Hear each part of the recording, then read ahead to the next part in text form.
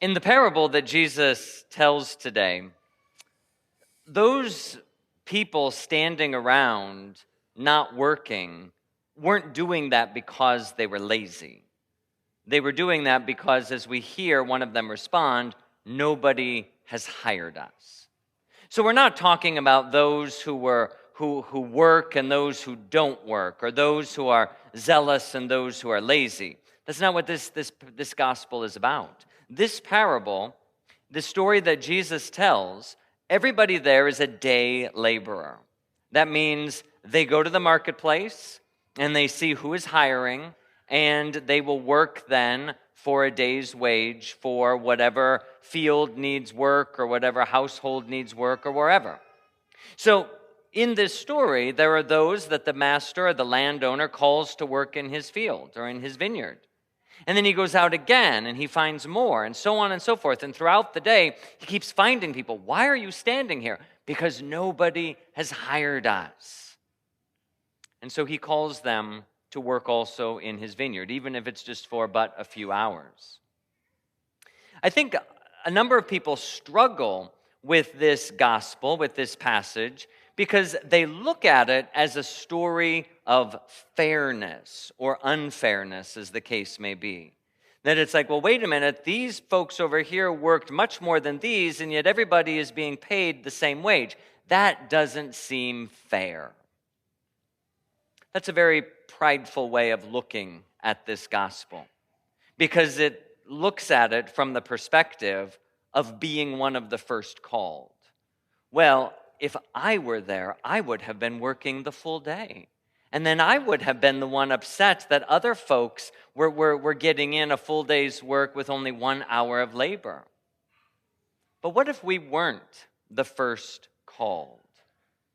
Here, this master who doesn't need to work himself, who clearly is comfortable in his finances and is able to hire folks, here he looks around and he sees that there are those in need. He calls a team to go work in his vineyard, and then when he goes out again, he sees others standing there and others and others. And he realizes these people need to work. These people, they rely on that daily wage. Many of them probably have families that they have to take care of.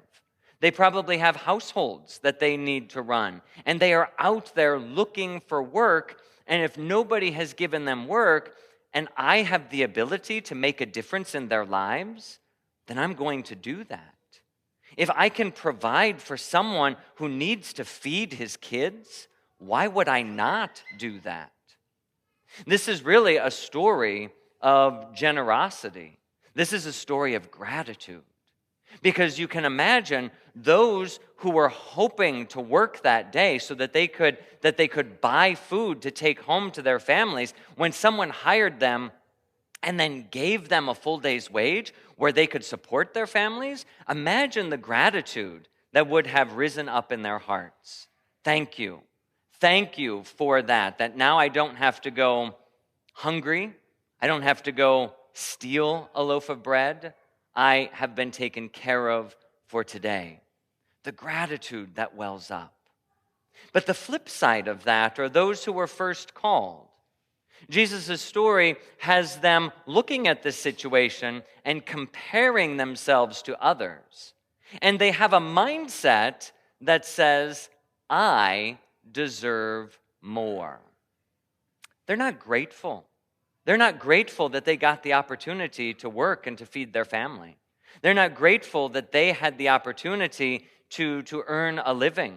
They're not grateful for that. In fact, they compare themselves to others and then see themselves as being more deserving. For what? They didn't do more than a day's work. Why would they ever think that they should get more than a day's wage?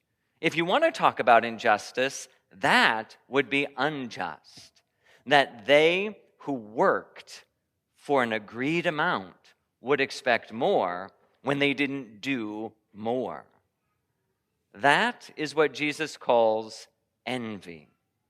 Envy is that one of those 7 deadly sins that saps the delight out of our lives.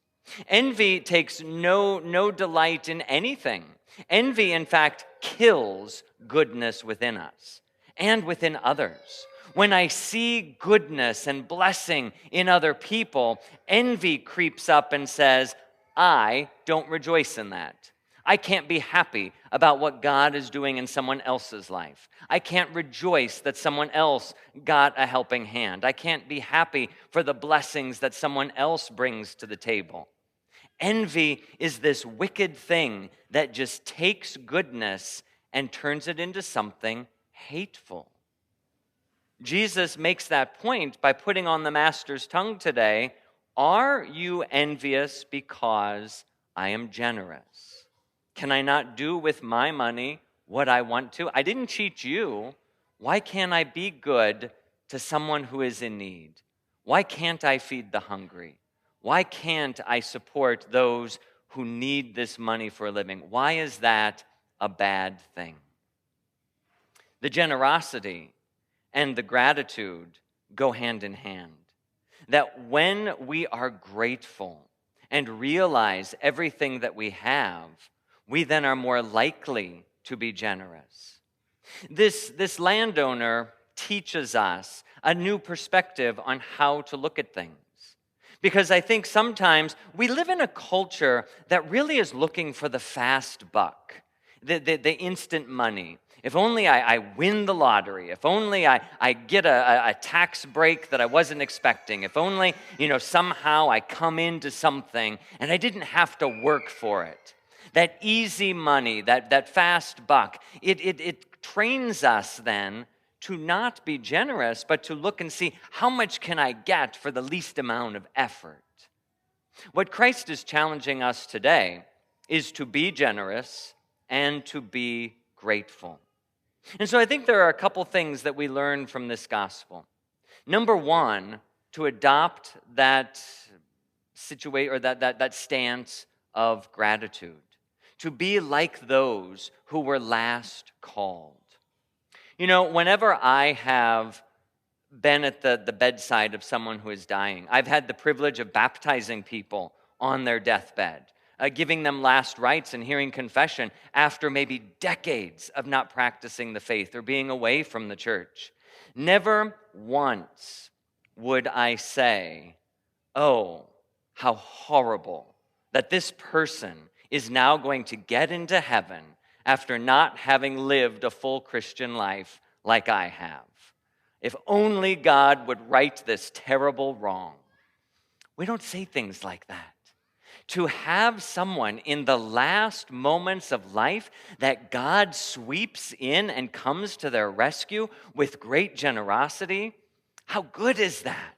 And to be able to see the good in that and to give thanks to God that I was able to give like that landowner was able to give, that I was able to be there for that.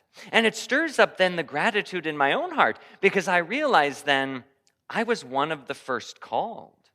I've been in the vineyard this whole time, and I rejoice that I had a relationship with Jesus Christ my whole life. And if this person found their relationship with Jesus so late in life, I can only imagine that they wished they would have had that from the very beginning.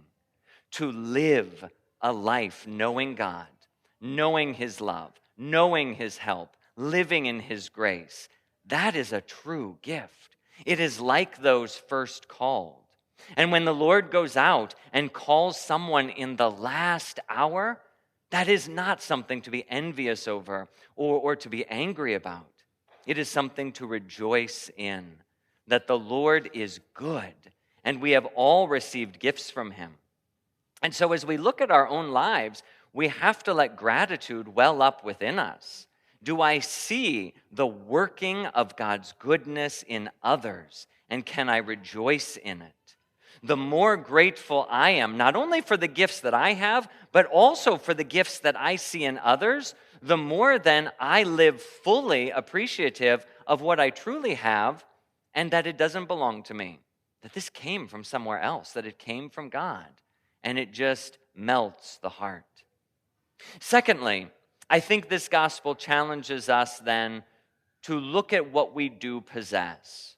Are we generous with the gifts that God has given us? Because when we realize that we have been gifted, we realize gifts are given to be given away. That is what a gift is. Gifts aren't gifts unless they are given. And when I have received, and if I am in a situation where I can make someone else's life better, where I can lift someone else up, if I can help someone along the way, if I can strengthen someone who's failing, well, then I have to do that. Generosity shows that my faith depends on what I pour out upon another.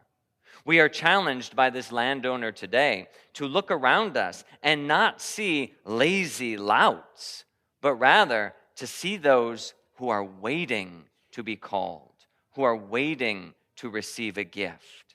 And if I have that gift, why would I not give it?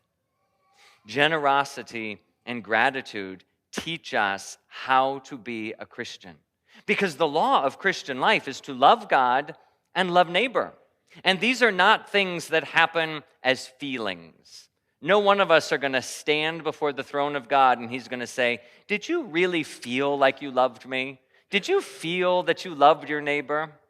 We are going to have to demonstrate our charity in the works that we have done. What have I done with what has been given to me? That is how we will be judged. Charity, stewardship, it's the key to the Christian life. Do I make good use of the gifts that I have received? Am I grateful for them? And do I give them freely? The parable of the landowner and the workers here who go out at different hours of the day challenges us to look at our own lives and to see how God has called us, how we have received much from him, and now what we are to give in return. Because if we can be grateful, we can also be generous, and the whole world is changed by the witness of this kind of love.